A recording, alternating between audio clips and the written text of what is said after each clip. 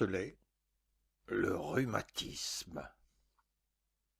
J'ai fait ce printemps de brillants débuts dans le rhumatisme, si brillants que je ne peux en parler même aujourd'hui sans un frisson d'épouvante.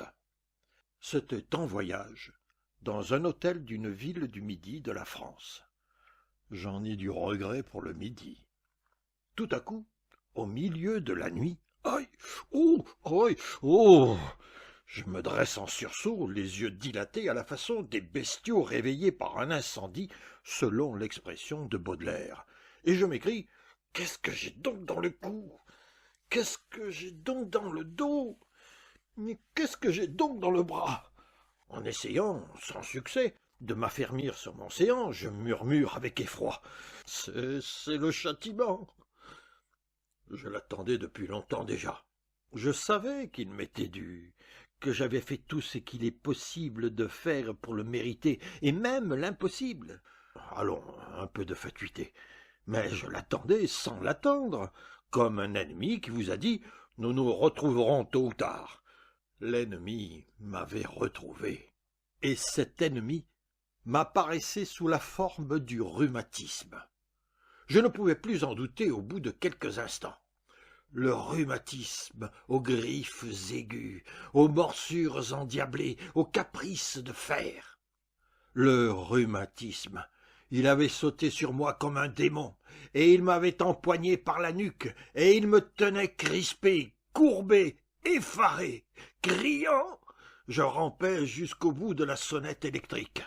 Un médecin, 2 médecins, réveillez toute la ville. Un médecin ou je me précipite par la croisée et je discrédite votre hôtel en faisant un mot qui restera. Le médecin arriva 3 heures après. Je le regardais à peine.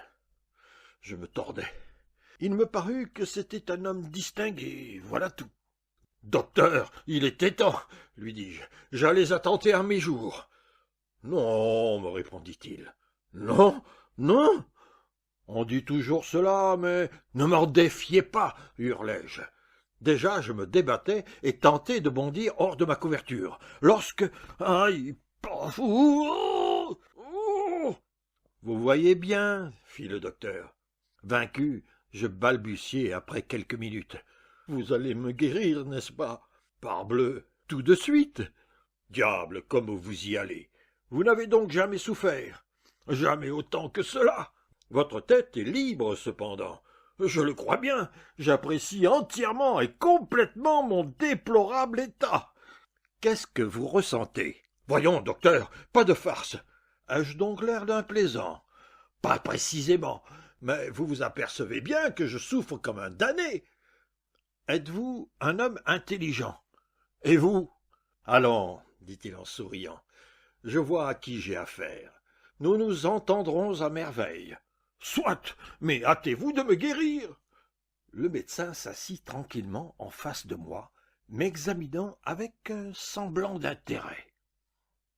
Ainsi, me dit-il, vous voulez que je vous enlève votre mal comme avec la main, ou comme avec un rasoir? Je fis signe que oui. Trop exigeant. Raisonnons un peu. Votre rhumatisme vient de se déclarer. Disons mieux, d'éclater. C'est le mot.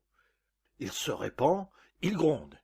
Et vous croyez que je vais l'arrêter tout de suite, et qu'il se laissera faire? Laissez-moi étudier la marche du fléau, me rendre compte de ses développements, de ses progrès. Ensuite, nous procéderons à une médication raisonnée et prudente. De la prudence? Que me chantez-vous là, docteur? Et qu'est-ce que la prudence a à voir ici? Donnez-moi tous les remèdes à la fois. Je suis de force à les supporter.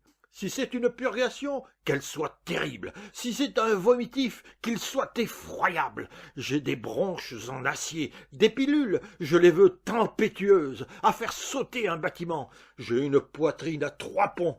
Ne reculez devant rien, osez tout. De l'audace, docteur, de l'audace. Le docteur se leva et prononça froidement ces paroles. « Monsieur, je ne suis pas un charlatan. » Le geste fut noble et digne. « Vous n'êtes pas un charlatan, dis-je. Tant pis pour vous, et tant pis pour moi. Vous ne comprenez pas votre époque, voilà tout. Un charlatan, parlez-en avec plus d'attention, monsieur. Ce n'est pas le premier venu, au contraire. Un charlatan, y avez-vous bien pensé, c'est la moitié de la guérison. Son aspect seul est un étonnement, un éblouissement, une consolation, un espoir. Vous n'êtes pas un charlatan, monsieur, j'en suis fâché, car c'est un charlatan qu'il me faut, et rien qu'un charlatan. Un charlatan, entendez-vous, un vrai, un complet, et qu'il ait une robe écarlate avec des serpents noirs découpés, des croissants et des étoiles, qu'il ait des babouches orientales et une baguette d'or à la main, qu'il fasse bouillir dans une marmite des crapauds, un os de sorcière, un doigt de juif, un pied d'enfant dont baptisé une vipère, et qu'il fasse du tout un breuvage que je boirai avec transport. Qu'il m'envoie à minuit, sur une montagne, au lever de la lune, cueillir des herbes bizarres en prononçant de mystérieuses paroles, et je m'y traînerai avec enthousiasme. Le médecin haussa légèrement les épaules. Je surpris ce mouvement, et je continuai de la sorte. Eh bien, oui, je suis une âme faible, oui, je suis un esprit crédule, oui, je suis un gobeur, j'ai besoin d'illusions, et de piques d'illusions, de charlatanisme. Je ne crois qu'en cela. Si vous saviez comme j'exècre Molière, alors qu'il se moque des médecins en chapeau pointu et en longues manches, quel mal il a fait à l'humanité en conspirant contre le costume. Mais votre habit sec et court me donne froid. Mais vos paroles sensées et mesurées me désespèrent. Pourquoi ne crachez-vous pas du latin, rien qu'un peu? Le latin me soulagerait peut-être, on ne sait pas. Tout petit, à 12 ans, lorsque je souffrais du mal de dents, à qui supposez-vous que je suis allé tout de suite? À un charlatan, monsieur, à un charlatan de la rue et de la place publique. Ah, le beau et superbe charlatan, je le vois encore, je le verrai toute ma vie. Il était monté sur une voiture. Que dis-je, une voiture? Une berline.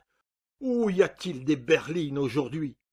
Ce charlatan avait une forêt de cheveux noirs, comme vous n'en aurez jamais.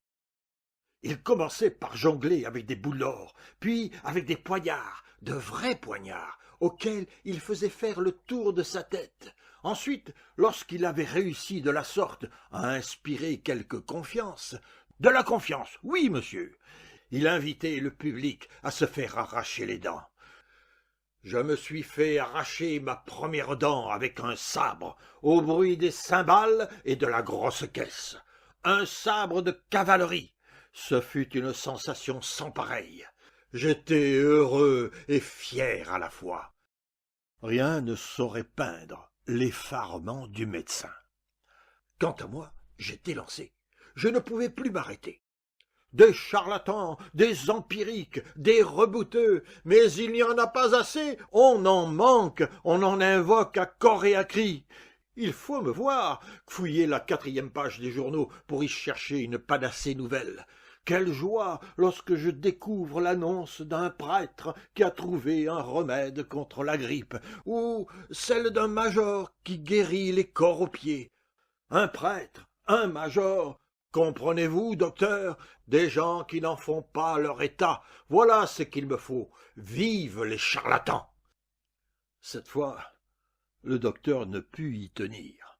Il me lança un regard foudroyant et sortit en me considérant comme un homme perdu.